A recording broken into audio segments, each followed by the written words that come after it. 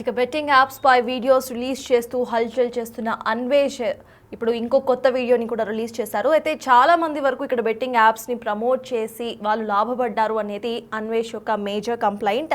సోనూ సూద్ గురించి ఈసారి వీడియోలో మెన్షన్ చేశారు ఆయన. సోనూ సూద్ కూడా అనేక బెట్టింగ్ యాప్స్ను ప్రమోట్ చేసి కోట్ల రూపాయలు ఆయన దండుకున్నాడు అనేది అన్వేష్ చేస్తున్న ఆరోపణ. అయితే రీసెంట్ అన్వేష్ వీడియోస్ అన్నీ చూసినా కూడా ప్రతి వీడియోలో ఎవరో ఒక ఇన్ఫ్లుయెన్సర్ గురించి మాట్లాడుతూ వాళ్ళు చేసిన బెట్టింగ్ యాప్ ప్రమోషన్స్ గురించి మాట్లాడుతూ కూడా ఆయన మీడియాకి ఎక్కారు. అట్ ద సేమ్ టైం సజ్జనార్తో కూడా ఆయన ఒక కాన్వర్జేషన్ అందరం కూడా విన్నాం. అయితే ప్రెజెంట్ సోనూ సూద్ గురించి మరో సంచలన వీడియోని రిలీజ్ చేశారు. సోనూ సూద్ కూడా బెట్టింగ్ యాప్స్ను అనేక సార్లు ప్రమోట్ చేసి ఆయన కోట్ల రూపాయలు సంపాదించుకున్నాడు అంటూ కూడా అన్వేష్ చెప్తున్నాడు. కలియుగ కర్ణుడు కాస్త రాక్షసుడిగా మారాడు అంటూ కూడా ఆయన మాట్లాడుతూ కోట్ చేసిన పరిస్థితి మనం చూస్తున్నాము. కోవిడ్ టైంలో సోనూ సూద్ ఏ విధంగా అందరికీ సహాయపడ్డారో, అసలు ఏ విధంగా చాలా మందికి ఆయన హెల్ప్ చేశారు, కలియుగ కర్ణుడు అంటూ కూడా ఆయనని అందరూ పిలుచుకున్నారు. అయితే కలియుగ కర్ణుడు కాస్త రాక్షసుడిగా మారాడు అంటూ కూడా అన్వేష్ కోట్ చేయడం ఇప్పుడు మనం చూస్తున్నాము.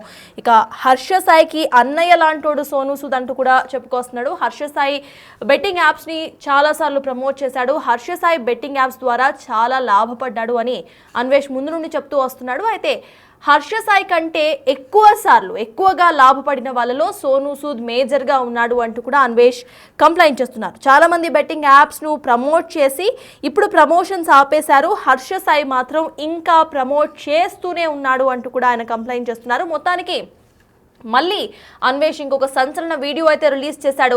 ఈసారి సోనూ సూద్ గురించి ఆయన కమెంట్ చేస్తున్నాడు. సోనూ సూద్ బెట్టింగ్ యాప్స్ను ప్రమోట్ చేసి అనేక బెట్టింగ్ యాప్స్ను ప్రమోట్ చేసి కోట్ల రూపాయలు దండుకున్నాడు, కోట్ల రూపాయలు లాభపడ్డాడు, కలియుగ కర్ణుడు కాస్త రాక్షసుడిగా మారాడు అంటూ కూడా సోనూ సూద్ గురించి కమెంట్ చేస్తున్నారు. దీంతో పాటే హర్ష సాయి గురించి కూడా మాట్లాడుతూ హర్ష సాయి ఇంకా బెట్టింగ్ యాప్స్ను ప్రమోట్ చేయడం మానలేదు, హర్ష సాయికి అన్నయ్య లాంటి వాడు సోనూ సూద్ అంటూ కూడా ఆయన కమెంట్ చేస్తున్నాడు. అయితే అసలు అన్వేష్ ఏం మాట్లాడాడు ఇప్పుడు చూద్దాం. రాజులకి చక్రవర్తి మన సోనూ సూద్ అండి. మామూలు చిన్న చేపలు సొర చేపలు కాదు, ఈయన ఏకంగా డైనోసర్. బెట్టింగ్ సామ్రాజ్యానికి మాఫియాకి ఈయన అధినేత, ఈయన తర్వాత ఇంకెవరు లేరు. సో అటువంటి సోనూ సూద్ కలియుగ కర్ణుడు అన్నారు. కరోనా టైంలో ఆయన్ని కలియుగ కర్ణుడు అన్నారు. ఎస్, నిజమే. అటువంటి కలియుగ కర్ణుడు రాక్షసుడిగా ఎలా మారారు, 1000 కోట్లు ఎలా సంపాదించాను ప్రూఫ్లతో సహా చూపిస్తాను. ఈయన హర్ష సాయికి అన్నయ్య లాంటి వాడు, ఎందుకంటే ఇద్దరిది ఒకటే పత్తి వ్యాపారం, దైవ సహాయం. సో ఇతను గురించి చాలా బాగుంటుంది, చాలా చాలా ఇంట్రెస్టింగ్గా ఉంటుంది. పూర్తిగా చూడండి. ఫస్ట్ ఈ వీడియోకి 1,00,000 లైకులు కావాలి. నొక్క అమ్మయ్య ఆ లైకులు. సో వచ్చిన 1,00,000 లైకులు, ఈ వీడియో అమౌంట్ అంతా కలిపి బెట్టింగ్ యాప్లో చనిపోయిన బాధితుల కుటుంబాలకైతే చివరాఖరులో అందజేయడం జరుగుతుంది. ఓకే, సో వీడియోలోకి వెళ్ళే ముందు మళ్ళీ చెప్తున్నానండి, మొత్తం బెట్టింగ్ యాప్స్ అందరూ బంద్ చేసేశారు. మన యాంకర్లు, బిగ్ బాస్ షో వాళ్ళు, జబర్దస్త్ షో వాళ్ళు, ఆ తర్వాత ఇన్ఫ్లుయెన్సర్స్ ఎక్కడికక్కడ ప్యాకప్ అయిపోయారు. కానీ హర్ష సాయి మన దేశాన్ని వదిలి దుబాయ్లో దాక్కున్నాడు. సో ఆయనకు డబ్బులు కావాలి కాబట్టి ఆయన అసిస్టెంట్లు, ముసుగు వీరులు ఎవరైతే ఉన్నారో ఈ అబ్బాయి ఈ ఇద్దరు కలిపి దుబాయ్లో బెట్టింగ్ విపరీతంగా ఈ రోజు రాత్రి కూడా వేశారండి. విపరీతంగా టెలిగ్రామ్లో బెట్టింగ్ వేస్తున్నారు. సో మన వాళ్ళు అలవాటు పడ్డారు కదా తాగుడికి, ఆ స్మోకింగ్కి బానిసలు అయిపోయిన బ్యాచ్ ఎవరైతే ఉంటారో ఈ బెట్టింగ్కి బానిసలు అయిపోయిన వాళ్ళు దుబాయ్ అకౌంట్స్లో వేసి మరీ ఆడేస్తున్నారండి. సో వీళ్ళిద్దరూ దుబాయ్లో ఉన్నారు. వీళ్ళ ఇన్ఫర్మేషన్ మీకు ఎప్పుడు ఎక్కడ తెలిసినా ఇమీడియట్లీగా తెలియజేయండి. తర్వాత యాక్షన్ అనేది మన ఇండియన్ గవర్నమెంట్తో ఎలా చేయాలి అనేది నేను చెప్తాను. ఓకే, ఇది పక్కన పెట్టండి. ఇది హర్ష సాయి చేయిస్తున్నాడు. Please be careful. ఈ దుబాయ్లో ఉన్న వాళ్ళు ఎవరైనా ఉంటే కనుక చాలా జాగ్రత్తగా ఉండండి, ఈ బెట్టింగ్ ఊబిలో పడకండి. ఓకే, ఇప్పుడు పాయింట్లోకి వెళ్తే మన సోనూ సూద్ గారు స్వతహాగా చాలా పేదవాడు అండి, చాలా పేదవాడు. సో అటువంటి ఆయన సినిమాలోకి రావాలి, సినిమాలో యాక్ట్ చేయాలని కోరుకుండేది. సో అదేవిధంగా వచ్చి ముంబై సినిమా అని తిరుగుతుంటే బాలీవుడ్లోని ఒక పెద్ద ఆయన, నువ్వు సినిమాలో యాక్టింగ్ కన్నా మోడలింగ్ బాగుంటావు, నీ ఫిజిక్ బాగుంది అంటే ఆయన జిమ్లు అవి చేసి మోడల్గా, ఇప్పుడు అమ్మాయిలు మోడల్గా ఎలాగో ఉన్నారో ఈ అబ్బాయి ఎంత ప్రొడక్ట్స్కి బ్రాండ్ అంబాసిడర్గా ఉంటాడు. ఒకళ్ళు ఫోన్ కొనాలన్నా, టీషర్ట్లు కొనాలన్నా అలాగా. సో చిన్న చిత్తగా చేసుకుని మంచి సెటిల్ అయ్యాడు. తర్వాత తమిళ మూవీస్లో ఆయనకి అవకాశం వచ్చింది, సెట్ అయ్యారు. సో ఆ తర్వాత అరుంధతి, మన మూవీలు ఏవైతే ఉన్నాయో పూరి జగన్నాథ్ గారి మూవీలు, తర్వాత అతడు మూవీలు ఇవన్నీ రావడం వల్ల మన తెలుగు వాళ్ళందరికీ పరిచయం అయ్యాడు. ఒక మంచి విలన్గా మోస్తారు. విలన్స్ అందరిలో ప్రకాష్ రాజ్ గారు, సోనూ సూద్ అలాగా మంచి బాగానే ఉన్నది, అంతా బాగా ఉంది, మీ అందరికీ తెలుసు. సో కరోనా మహమ్మారి వచ్చింది.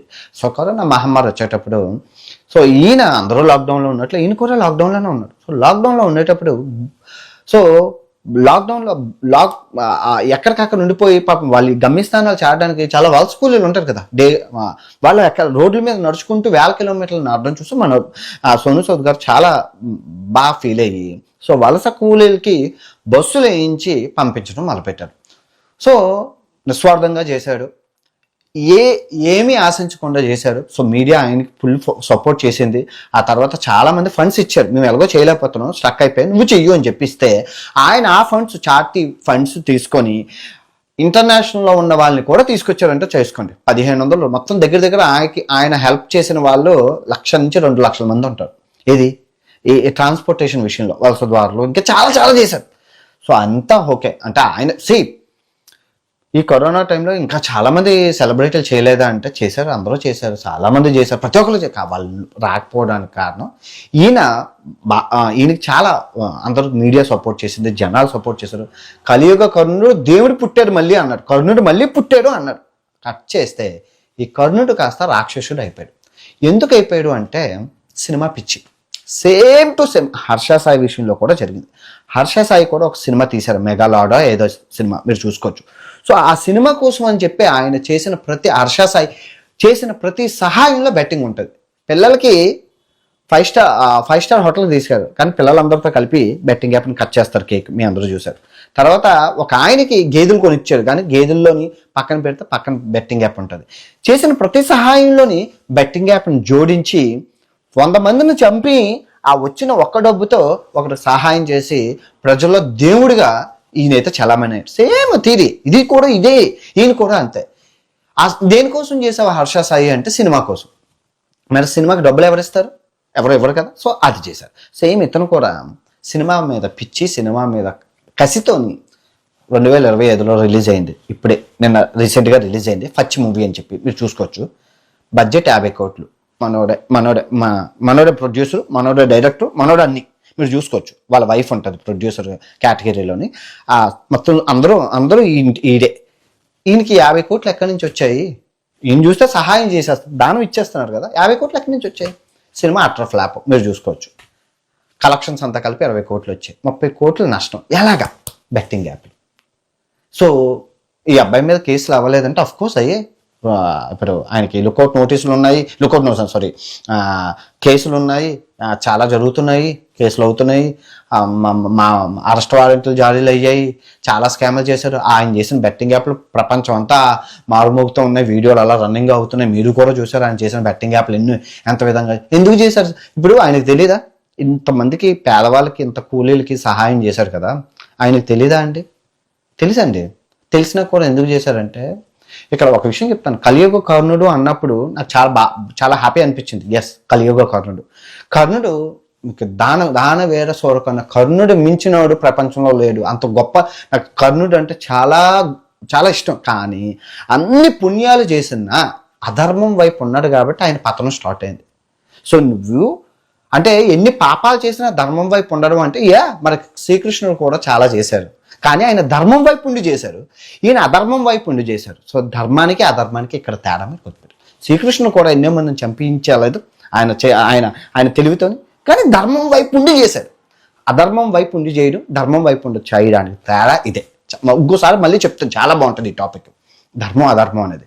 సో అటువంటి కర్ణుడు కూడా ఎన్నో దానాలు చేశారు, కానీ ఎన్నో ఆఖరికి శక్తివంతమైన కవచకుండలాలు ఇచ్చేటప్పుడు కూడా ఇంద్రుడు నీకేం కావాలి అంటే, ఇప్పుడు నేను ఇచ్చిన దానం నా చెయ్యి పైన ఉంది, నీ చెయ్యి కిందనుంది. ఇప్పుడు నువ్వు నాకు ఇస్తే నా చెయ్యి కిందన ఉంటుంది, నీ చెయ్యి పైన ఉంటుంది. ఇప్పుడు నేను ఇచ్చిన దానం నువ్వు మళ్ళీ నాకు తిరిగి ఏవైనా ఇస్తే అదే వ్యాపారం అవుతుంది. ఆ వ్యాపారం నేను చేయదలుచుకోలేదు, చచ్చిపోయినంత వరకు నేను ఇలా దాన వేర సోర కర్ణుల్లాగే ఉంటానని చెప్పి చివరికి ఈయన చేసిన దానాలన్నీ లాస్ట్ అర్జున్ దేశ బాణం తగలపోతే దానికి కారణం ధర్మదేవత చుట్టూ ఉంటుంది.